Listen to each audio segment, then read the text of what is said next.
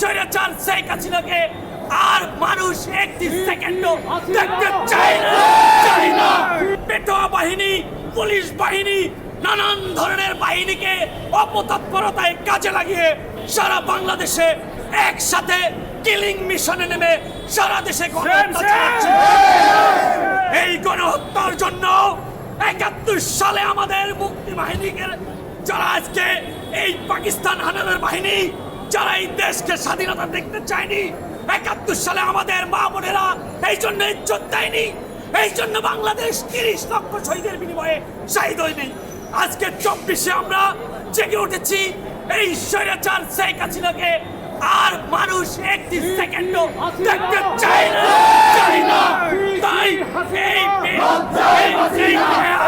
এই লম্পট স্বৈরাচার হাসিনার উৎখাত না হওয়া পর্যন্ত আমাদের আইনজীবী সমাজ, সারা দেশের ছাত্র জনতার ৯ দফার সমর্থন এবং আইনজীবীরা একসাথে আমরা আমাদের এই আদায়, এই দাবি, এই স্বৈরাচারের পদ্ধতি হওয়া পর্যন্ত আন্দোলন চালিয়ে যাব।